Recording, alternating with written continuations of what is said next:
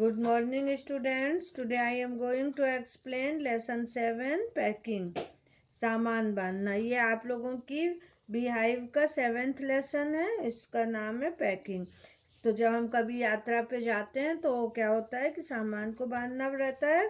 तो जो लेखक हैं जेरोम इन्होंने अपनी पैकिंग करने के क्या क्या प्रॉब्लम्स है ये सारे यहाँ पे बताई हैं। तो हमने इससे पहले के 2 वीडियो में आप लोगों को यहाँ तक पढ़ा दिया है। आज हम यहाँ से स्टार्ट कर रहे हैं। ठीक है, तो देखिए, and then it was George's turn, and he trod on the butter. और अब जॉर्ज की बारी थी, उसके पैर मक्खन पर पड़े। आई डिडंट से एनीथिंग, मैंने कुछ भी नहीं कहा।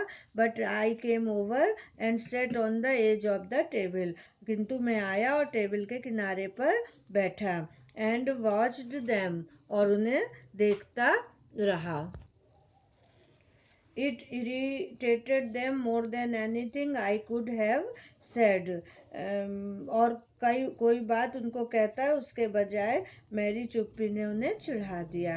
आई फेल्ट दैट, यह बात मैंने महसूस की। It made them nervous and excited, और इस बात ने उन्हें निराश और उत्तेजित कर दिया। And they stepped on thing, और उनके पैर जो है चीज़ों पर पड़ गए। And put thing behind them, और उन्होंने कुछ चीज़ों को पीछे रख दिया। And then couldn't find them when they wanted them, और जब उनको ज़रूरत पड़ी तो वो उन्हें खोज न सके। And they packed the piece at the bottom and put heavy things on top and smashed the piece in. तो उन्होंने क्या किया कि कचौड़ियों को नीचे रख दिया और उसके ऊपर भारी चीज़ें रख दी, तो कचौड़ियों का चूरा बन गया।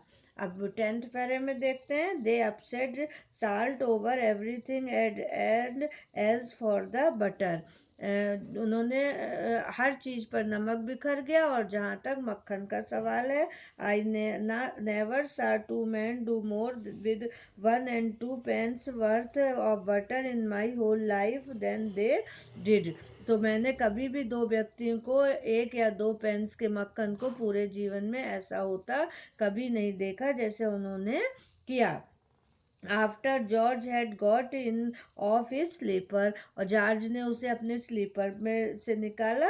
दे tried to put it in the kettle, और उन्होंने उसे कैटली में रखने की कोशिश की।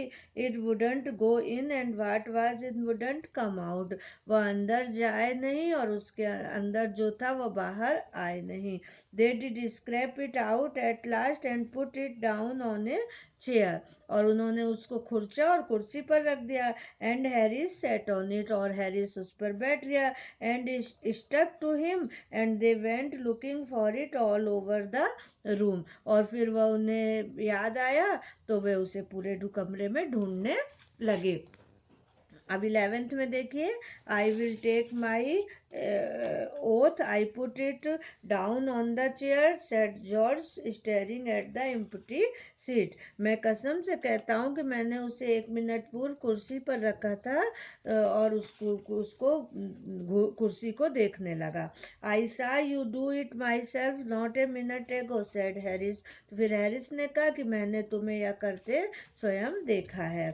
Then they started round the room again looking for it, and then they met again in the center and stared at one another. फिर वे उसे कमरे में चारों ओर ढूंढने लगे। फिर वे कमरे के बीच में मिले और एक दूसरे को घूरने लगे। Most extra ordinary thing I ever heard of, said George. तो जॉर्ज ने कहा कि मैंने अभी तक ऐसी असाधारण घटना नहीं सुनी। So mysterious, said Harris. तो हैरिस ने कहा कि इतनी रहस्यमय। Then George got round at the back of Harris and saw it. तो फिर जॉर्ज ने घूमकर हैरिस की पीठ की तरफ देखा और उससे को पीठ को किया और उसे देखा। Why here is it is all the time, he exclaimed indignantly. तो अरे, यहाँ पर है, वह कुपित होकर गुस्सा होकर बोला। Where cried Harris spinning round, कहाँ? और वो हैरिस जोर से चिल्लाया और चारों तरफ घूमने लगा। Stand still can't you, rolled George flying after him and they got it of and packed it in the T pot. खड़े रहो तुम, क्या तुम खड़े रहोगे? फिर जॉर्ज गुस्से में बोला, और फिर वह उन्हें मिल गया और टी पॉट में उसे पैक कर दिया। अब 12th पैरे में Montmorency was in it all.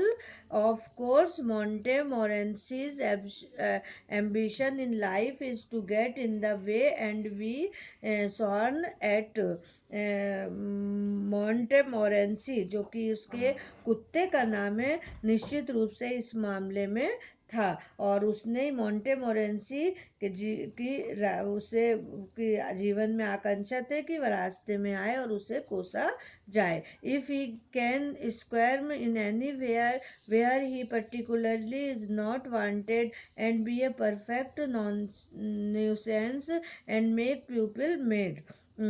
यदि वह रेंगता हुआ कहीं भी जाए जहां उसकी जरूरत न हो और एक सिर दर्द न बने तो लोगों को पागल न बनाए।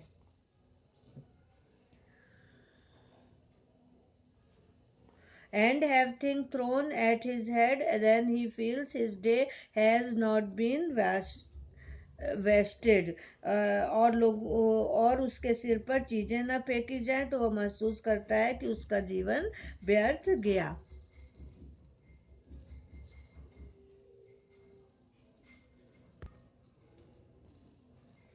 To get somebody to stumble over him and curse him steadily for an hour in his highest aim and object। किसी को उस पर लड़खड़ा जाना और घंटों तक उसे कोसा जाना उसके जीवन का उच्चतम लक्ष्य था। And when he had succeeded in accomplishing this, his conceit becomes quite unbearable। और जब वह अपने लक्ष्य में सफल हो जाए तो उसका गर्व सीमा पार हो जाता है। अब हमने आप लोगों को यहाँ तक पढ़ा दिया, इसके बाद हम नेक्स्ट वीडियो में पढ़ाएंगे। Thank you.